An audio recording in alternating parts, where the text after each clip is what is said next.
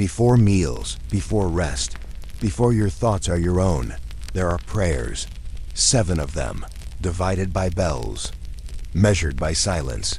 Today, you will try to endure them all. Let us know where you're watching from and what time it is. If you want more stories told in whispers, subscribe and leave a like. Now, take a breath. The long day begins. The monastery does not wake up.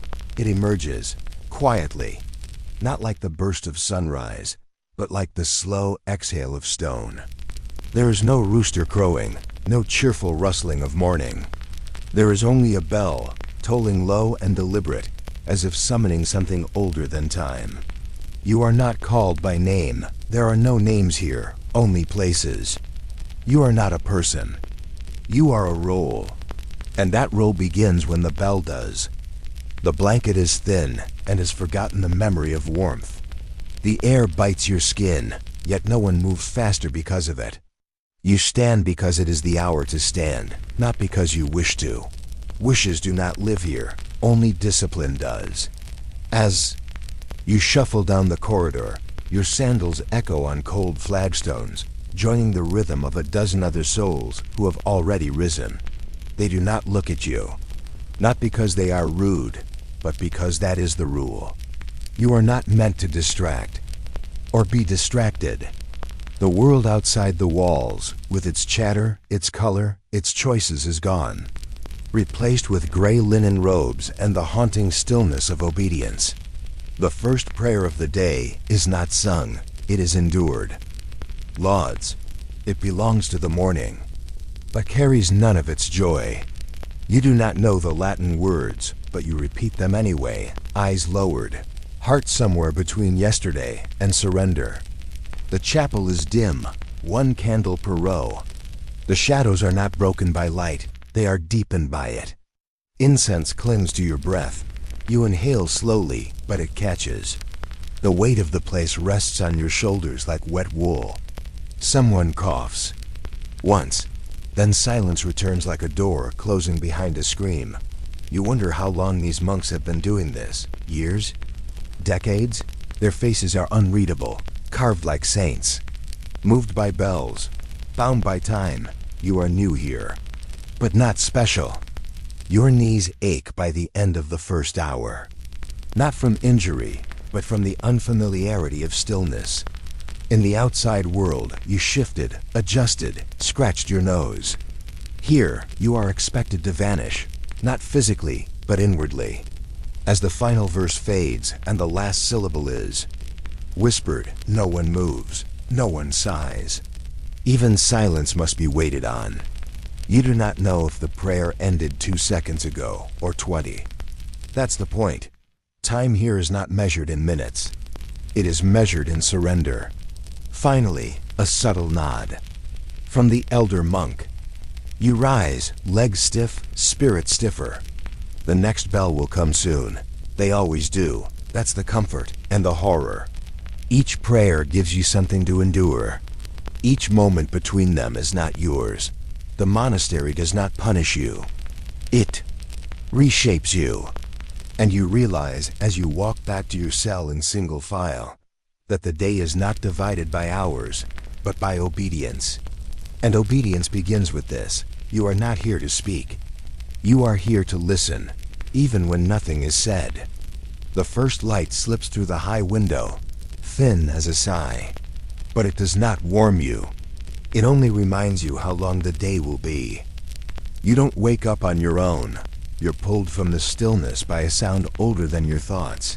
A bell that doesn't chime, but strikes slowly and deliberately. Like a voice that doesn't ask for your attention, but takes it entirely. And without apology, and as you open your eyes to the cold, to the faint light slipping through the narrow window like a thin breath, you know this morning does not belong to you. It belongs to the order, to the rhythm, to the silence, and to the prayers that wait just beyond your breath. The blanket clings to your shoulders like yesterday's penance, thin and already surrendered to the chill that creeps through the stones beneath your bed and into your spine, reminding you before you've stood that comfort is not part of the ritual Only obedience is, and so you rise not because you are ready, not because you slept well, but because that is what the bell demands. Your feet touch the cold ground, and you feel every century in the stone floor, every unspoken word absorbed into the walls, every monk who walked this path before you, and you become part of it. Not yourself, but a shadow in linen, a whisper. With form, a vessel for the rule that lives in this place. You dress with slow hands, not from reverence, but because there is nothing else to do. No mirrors, no chatter, no plans, just cloth and cold, and the knowledge that your time is no longer yours. The corridor is not dark, but dim, lit not by purpose but by tradition. A single candle every few steps, flickering not to guide, but to remind you how small your presence is here. The others are already walking, their robes rustling like leaves in winter wind, their sandals silent but steady, and none of them look at you. Not because they do not see, but because they are not meant to. Eye contact is a conversation, and here, words are spent only in prayer. The chapel waits, its doors open like arms that do not embrace, and inside it smells of old wood, beeswax, and centuries of devotion. Not the warmth of faith, but the weight of it, pressed into every pew, carved into every beam, settled like dust on the shoulders of the statues that do not blink. You take your place in the line, kneel where you're told, and fold your hands not because you feel holy, but because you are expected to look like you do. And the bell rings again, softer. Now not to call, but to signal that you have arrived. The chant begins, low and layered, voices blending into something that is not melody but memory. Ancient syllables rolling like fog over the stone floor. And you try to follow, moving your lips around words you barely understand, offering your breath to a rhythm you didn't write, and hoping, somehow, that is enough. Outside, the world brightens, but you do not see it, not through these windows, too high and too narrow to frame the sky, as if even daylight must earn its place here. Your knees ache, your spine begins to question your posture, but no one shifts, and so you remain, a statue among statues, waiting for the chant to end, for the silence that follows to settle in like a second skin. And when it does, it is not relief, it is responsibility, because the silence is not empty, it is full of expectations, of questions you're not allowed to ask, of the truth that living like this is not about comfort, but control. The bell rings again, not louder, not softer, just final. And you rise with the others, your joints stiff but your role intact, and you file out, back into the dim corridors, where the day will unfold not with variety, but with structure. Not with conversation, but with ritual. And you understand, this first bell was not a beginning, but a reminder. Today will not be yours. Not any part of it. Not the light, not the food, not the thoughts that try to slip between the cracks. Only the obedience remains, and it has already begun. The candle is no longer flame, but memory. Its wax has collapsed into the base of the holder, like time itself surrendering to stillness. And you kneel not in light, but in the soft outline of where light used to live, the chapel soaked in. Darkness so deep it becomes its own kind of silence, thick and heavy, as if even sound would hesitate to move through it. Around you, others kneel as well, each of them shadows folded into stillness, like lines in a hymn book that will never turn its page. And though the space is full, it does not feel that way. It feels empty in the way that night does after. The last echo, hollow in the way that discipline empties the self to make room for something else. Something harder, something older. Your knees find the familiar ache of stone. Your back bows without being asked, and your mouth begins to form words written before your birth. Syllables carried not on meaning, but on duty. These are not words to understand, they are words to endure. And as they rise in your throat like breath through dust, you realize that prayer here is not spoken to be heard. It is spoken because it has always been spoken, because the rhythm of the monastery needs it, the same way lungs need air, not to feel but to survive. Outside, the world may be waking, but you will not see it. The windows are still cloaked in blackness, and the only light is the idea of dawn. Not yet present, just promised, just whispered through the tiny slits in the wall, as if daylight is something too precious to arrive all at once. The chant begins, soft and layered, not like a song, not like speech, but like fog. A sound that does not ask to be noticed but refuses to be ignored, weaving through the room like incense you cannot smell, brushing past your skin like a memory you did not invite. You try to join in, your voice brittle with hesitation, your tongue stumbling over Latin you cannot translate, and though you try to keep up, the melody is too slow to rush, too ancient to grasp, and so you fall into it instead, not as a singer, but as silence shaped like sound, and you feel something strange, not faith, but its outline, not devotion, but the shadow it casts. Your eyes adjust to the dark, but it does not grow lighter. It just becomes more familiar, more intimate, as if even your sight must kneel here, and the stone beneath your hands feels less like earth and more like rule, cold and unmoving, and uninterested in comfort. Minutes stretch like hours, but no one rises, no one shifts. Even breath feels choreographed. Even silence feels supervised. And you wonder how many voices before yours have cracked in this same place. How many hearts whispered doubt behind the masks of obedience. How many souls bent to this rhythm until the rhythm bent them back. The chant continues word after word, not building to a crescendo, but cycling in circles. An orbit of sound around a stillness so large you cannot measure it. And slowly, you stop listening for meaning, stop searching for warmth, and simply allow yourself to be worn down by the repetition, like stone beneath centuries of footsteps, shaped not by impact but by time. Your spine begins to ache, your knees beg for relief, but nothing changes, because nothing is meant to change. The point is not progress, it is presence, it is endurance. And you feel that in your bones now, in the quiet surrender of your breath to a room that doesn't need you to speak, only to stay. And finally, when the chant ceases, it does not end. It just stops like a clock that no longer needs to tick. And you do not rise with clarity or peace, but with the kind of emptiness that lingers long after sound is gone, and as you return to your place in line, robes brushing against robes, sandals whispering over stone, you know that this was only the second prayer, and there are 5 more waiting in the folds of the day, each one older, colder, and quieter than the last. You are bent over a task when the bell tolls again, not with urgency, but with finality, like a stone dropped into still water.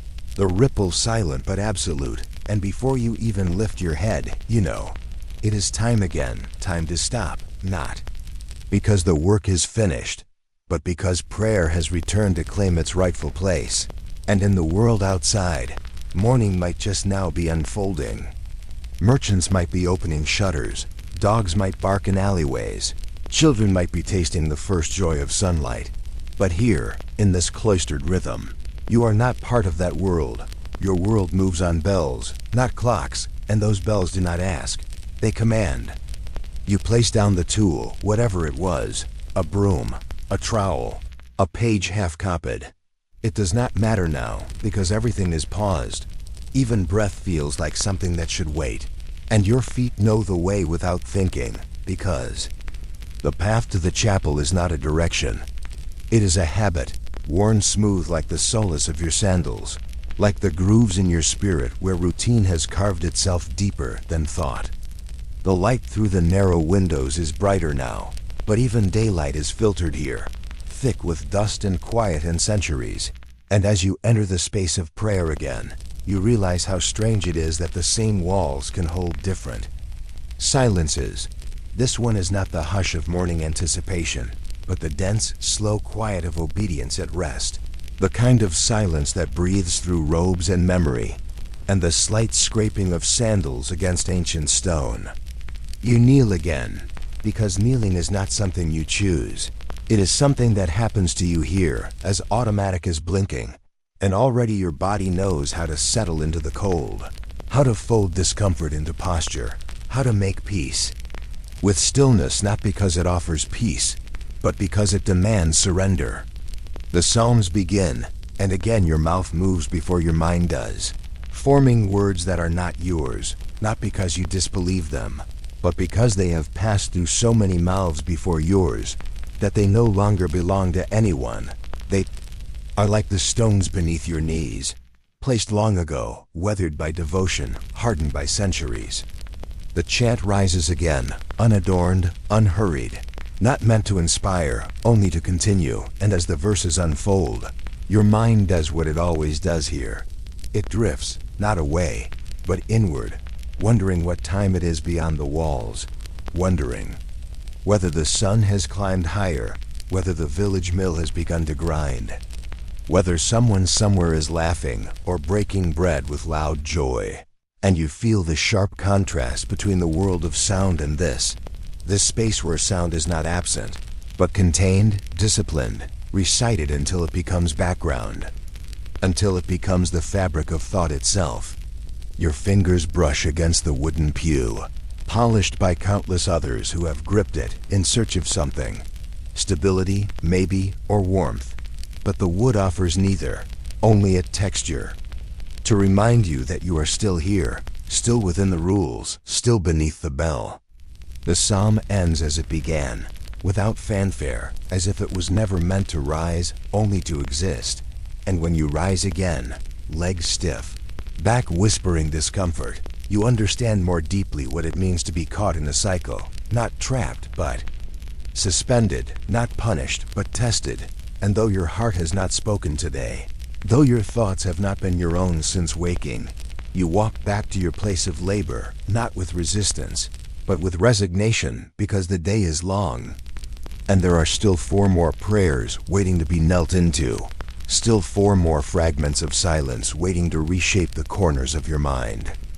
The sun climbs until it can go no further, and even though the walls are thick and the windows narrow, you can feel it.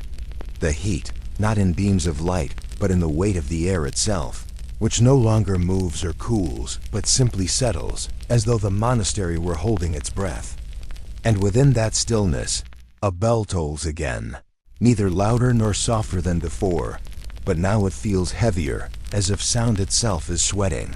And as you rise once more to walk toward the chapel, your robe clings differently to your skin, heavier with every step, and you notice for the first time how sweat can feel like guilt, how it runs down your back like a reminder of something you failed to do, though you have not yet been given the chance to fail. The bell finishes its sentence, and silence takes its place again. And the silence is thicker now, not reverent, but oppressive, as if the heat has melted sound into a slow syrup that drips through the arches and settles along the floor, where your sandals slide through it.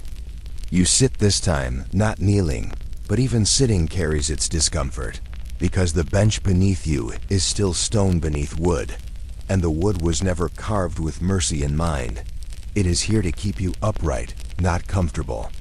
The Psalms begin again, but this time they do not rise, they hover, low and sluggish, like bees too tired to sting, and you try to mouth the words, but your mouth is dry, and your lips stick slightly with every syllable, and your thoughts begin to wander. Again, not far, not toward home or memory, but toward simpler things, the shade of a tree, the cold curve of a well's rim, the sound of wind through wheat, things that belong to a world where time isn't kept by bells and breath. Someone coughs, once, and it feels like thunder, and even that sound disappears quickly, swallowed by the collective need to return to stillness, to prove that silence can endure even when the body protests. You are hungry again, but not for food, because you know that food here is not relief, only ritual. You are hungry for something else, something less tangible, something like kindness or softness, or maybe just the idea of being seen. Truly seen, not as a robe or a rule or a pair of folded hands, but as a person who has thoughts that stretch outside the monastery walls. The psalms end, and no one moves, not because they are caught in awe, but because moving feels too loud, too disrespectful to the heat, which now feels like another presence in the room. Not holy, not divine, but undeniably in control. When you finally stand, your knees crack quietly and your hand briefly touches the stone column beside you. And it feels warmer than you expect, not from sunlight, but from hundreds of others who have leaned here before you, seeking the same quiet mercy. In the middle of the day, you walk back to the task that waited for you. A page, a broom, a garden row. And even though the work is simple, it feels heavier than before. Because now the silence is inside you too, not just around you. And it is louder than hunger, louder than thirst, louder even than your own name. Another bell rings, and you rise without thinking, because thinking would only make it harder. And you are past the point of asking what time it is or why you're moving. You just are, pulled by the rhythm of something older than you, older than this monastery, older even than the stones beneath your feet. And as you walk again toward the chapel, because it is always the chapel, you no longer feel the aches in your knees, the pull in your back, or the tightness in your shoulders. Not because they're gone, but because they've blended into the background of this day, the way shadows blend into dusk when the light grows thin. You sit, and the wooden bench creaks softly under your weight, as if even it has grown tired of holding penitent bodies.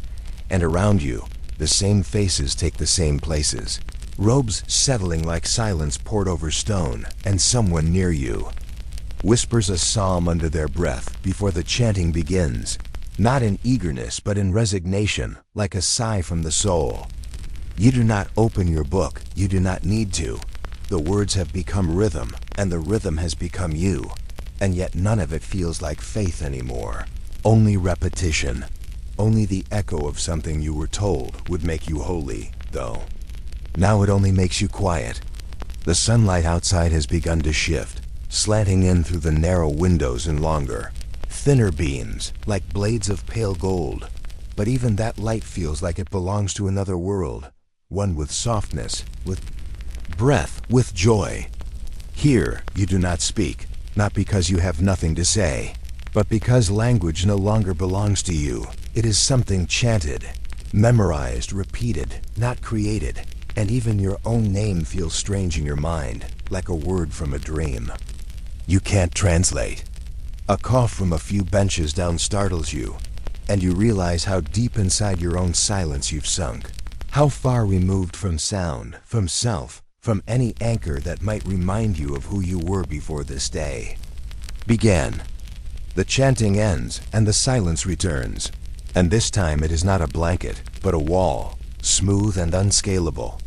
And when you finally stand to leave, your legs obey like they did the last 6 times, but your spirit lags behind, unsure whether it should still follow this path, unsure whether it can.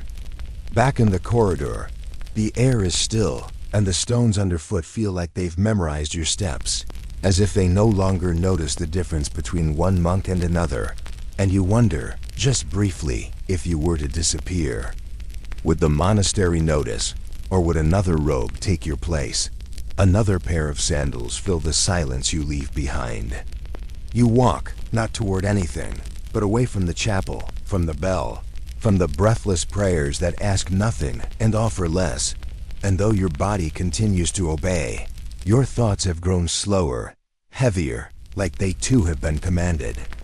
To kneel, not before God, but before routine, before discipline, before silence itself. And as the next hour looms, you do not dread it, because dread requires feeling, and you are past that now. You are not cold, you are not tired, you are not lost, you are simply here, echoing the motions of devotion, numb to their meaning, numb to their mercy. The bell tolls again, softer this time, or maybe it only feels softer because your ears have learned to flinch less, and you rise from your bench. Not with eagerness or dread, but with a kind of weightless resignation, as if your body is moving on behalf of someone else, some older version of you who used to keep track of hours, of purpose, of meaning. The light outside has changed, grown longer, slower, warmer in color but not in feeling, stretching thin like old cloth across the stone floor as you walk, your shadow joining those of other monks in a kind of quiet procession toward the chapel. The one room you've entered so often that it no longer feels like a place but a ritual, a shape your body simply knows how to fill. The wooden benches are cool beneath you, always cool, always waiting, and the air is still as breath held between lines of chant not yet sung.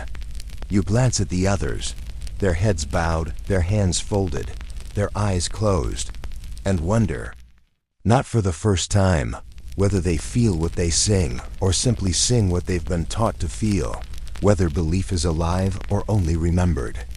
The Vespers begin, slow, low, drawn from throats that have spoken little else all day, and the harmonies rise like mist in a forgotten valley, wrapping around your thoughts, your bones, your doubts, not soothing them but sedating them. You try to join in, mouthing syllables you know but no longer understand, ancient Latin that once carried fire but now only carries form, and you wonder if that is what prayer becomes over time. A fossil of intention, something preserved but no longer alive.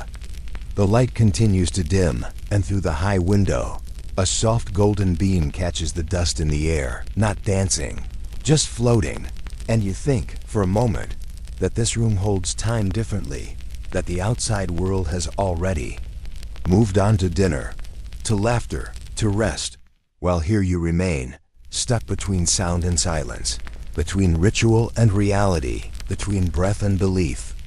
Your voice wavers on a long note and you fall silent again, letting the others carry the melody, the weight, the intention, because your spirit is tired and the room does not require your certainty, only your presence. The psalms grow quieter.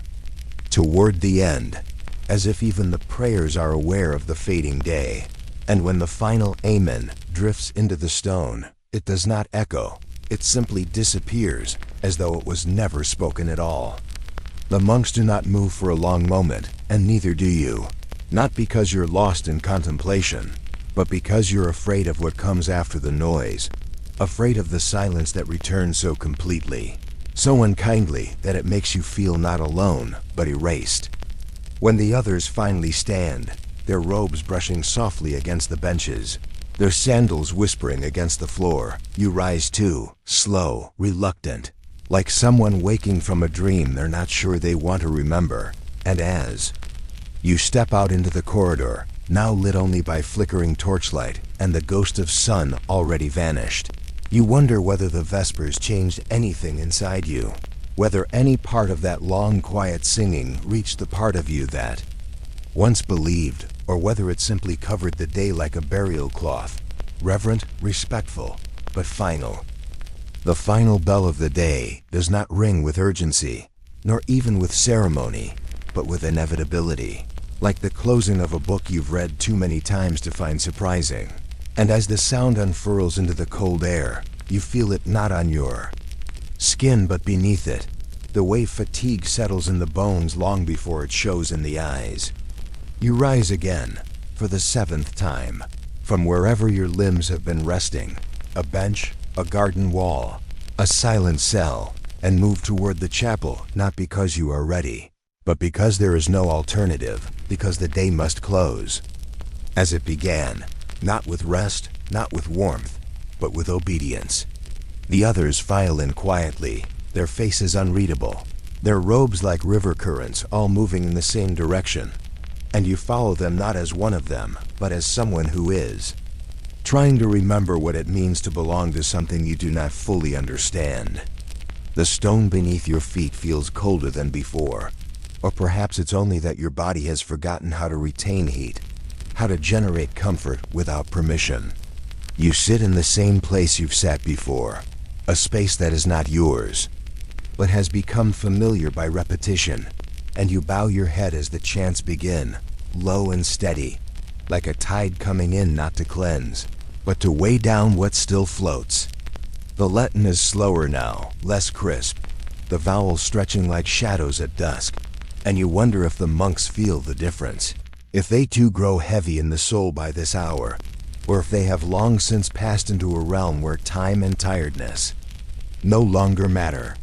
The Psalms speak of endings, of mercy, of forgiveness, yet you do not feel forgiven, only observed, as if the day itself has judged you and now waits to see whether you will crumble or simply dissolve.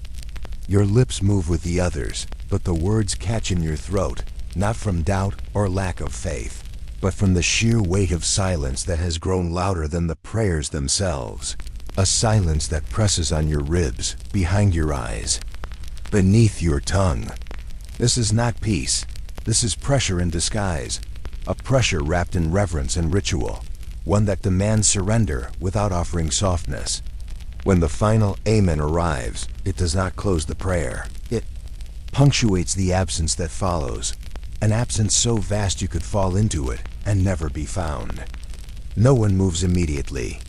The stillness is too complete, too absolute, as if to stand would be to admit that something has ended, or worse, that nothing ever really began.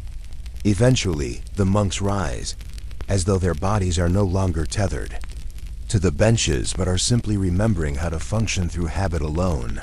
And you rise too, more slowly, your limbs unsure whether the day has truly finished or whether it has simply changed form. The chapel empties in quiet ripples, and as you step outside into the narrowing corridor, you realize that darkness has fully claimed the monastery, not just around it, but within it, in its walls, its ceilings, its voices. And you carry that darkness now, not with fear, but with familiarity. It is no longer the absence of light that unsettles you. It is the presence of silence that has taken root inside you. A silence that no psalm has softened, no breath has lifted. And as you return to your cell, to the hard bed and the colder thoughts, you do not feel release, only weight, and the echo of words that once promised clarity, but now only confirm how far you are from home, from comfort, from yourself. You do not know what hour it is, because there is no hour, not really, only what comes after the last bell, and what must precede the next. And in this space between sound and silence, you exist not as a person with thoughts or desires, but as something suspended, something waiting, like mist in a cloister courtyard that refuses to lift. The monks do not speak, and neither do you. Not out of reverence, but because words feel too heavy, too sharp, too loud in a world carved from stillness. And so you walk or sit or kneel, unsure which posture makes you feel most like yourself. Or least like yourself, and the air is still cold, though your body has stopped reacting to it, as if it has decided that numbness is easier to carry than resistance. The floor creaks beneath your slow steps, wood and stone trading secrets you'll never hear, and the candles do not flicker, they hover, like thoughts that do not quite become ideas. You pass the chapel, and wonder if prayer ever ends, or just cycles endlessly, repeating itself until even God forgets which part is supposed to comfort and which is meant to wound. You think of your name, then let it go, not out of humility, but out of quiet fear that it no longer belongs to you in this place, that names only matter where stories are told, and stories are not welcome here. You reach for a bench, feel the grain of old wood beneath your palms, and sit without deciding to, like water finding its level. And still, no bell. You listen for footsteps that don't arrive, for voices that never lift, and it begins to feel like the monastery itself is listening too, as though the walls have ears, the ceiling's breath, the silence a memory of something older than discipline, more ancient than ritual. You remember the warmth of bread, not because it filled you, but because it broke the rhythm for a moment. Let light enter the day, and then it passed like every moment here passes, without leaving anything soft behind. Someone enters the room, a monk, or just another shadow, and does not speak, does not look, does not pause, and you feel more alone because of their presence. Not less, the way a tree feels the wind more when a single leaf trembles. You try to think of home, of laughter, of color, of clocks ticking on walls, but the memories arrive faded, as if they too have been silenced by these stones. And in their place there is only rhythm. Rise, bow, read, kneel, chew, pray, wait. The ritual's less like a ladder to the divine and more like a circle you can't step out of. Eventually, you stand again, not because it feels right, but because your legs demand movement to remind themselves they're still yours. And you walk the corridor in slow repetition, each turn identical to the last, the way thoughts repeat themselves when there's no new input, no interruption. Only you and a day that doesn't change its shape no matter how much of it you give away. And still, no bell, and still, no voice. And still, the stone watches, not with judgment, but with indifference, and you realize that it is not the prayers that are breaking you, not the rules, not the cold, or the hunger, or the silence. It is the waiting between, the endless space where nothing is asked of you except everything you are, over and over, without witness, without reply. And just when you think you cannot endure one more moment of stillness, one more breath of unclaimed time, the bell rings, as if pulled by the very thread of your unraveling, and you are not relieved. You are just reminded that the waiting is not over. It has only shifted shape. You sleep, or perhaps you don't, because dreams here do not feel like dreams, and waking does not feel like waking. And somewhere in between, in the soft blur of breath and shadow, the bell tolls again. Not loud, not near, but present, like a ripple in the mind's still pond. And your knees bend without your consent, without your knowing, as if the body remembers even when the spirit does not. The cell has not changed, yet you are no longer quite inside it, nor outside it, but somewhere between the stone and your thoughts, between the silence and the soft fading edge of language. And in this half place, time folds gently, like linen, tucked into a drawer you once knew in childhood, and you drift without direction, without sound, through corridors of memory that never existed, past cloisters that hum with psalms you almost recognize, as if every wall is a verse and every breath a line, and the dream bends, not into fear, not into joy, but into obedience, that quiet discipline that outlasts meaning. You see faces without names, books without text, doors that do not open because they never needed to, and still the bell rings, though it should not, though it cannot, because you are not awake, and yet it rings, and your spine straightens. And your lips begin to move, not with your thoughts, but with words not your own, words you never learned yet cannot forget, and they come in rhythm. Not melody, not language, but rhythm, like the body humming its final surrender, and you kneel. Again, not because it comforts, but because kneeling is all that's left. The only shape your soul remembers now, and you feel the cold, even here, even in this supposed dream, not biting, but present, as if the stone of the cell has followed you inward, built itself into the architecture of your rest, and you realize the silence is not just outside your body, but inside your sleep. That even your dreams have learned the rules and obey them, quietly, faithfully, as the monks do, as the hours do, and you wonder, briefly, if it is possible to forget your name while sleeping, to forget your face, your warmth, your reasons, and whether that forgetting is peace or penance. And then the dream shifts again, this time not toward waking, but deeper, into a darker room with no corners, where the chant continues, not sung but sustained, and you begin to understand, not with the mind, but with the marrow, that this is not just one dream, not just one night, not even one moment, but a life rehearsed through ritual, and that perhaps the monks do not dream at all, not because they lack imagination, but because their waking life has already become one long, unbroken psalm, without refrain, without pause, without escape. And still, you sleep, or think you do, but the bell tolls once more, from nowhere and everywhere, and your knees bend again.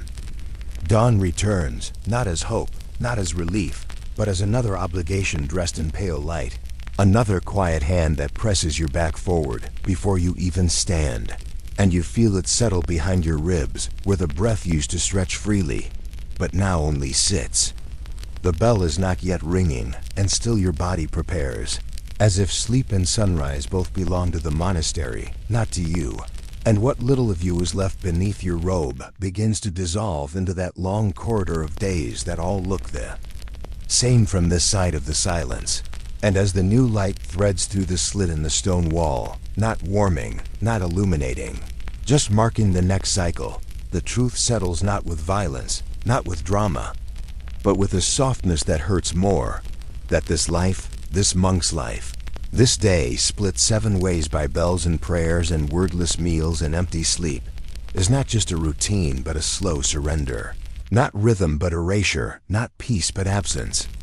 Accept it over time, and you feel it most not in your spine or knees or hands, but in the quiet ache just behind your eyes, where your name used to sit, and where your questions used to gather before the rule began to sweep them clean, one prayer at a time.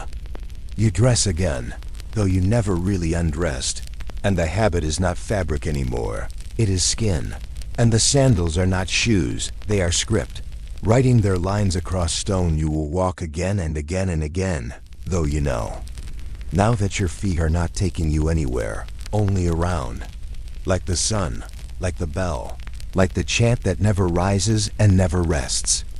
And you look to the other faces, bowed in prayer, still and familiar, yet unreachable, not because they resist you, but because they no longer carry the weight of self.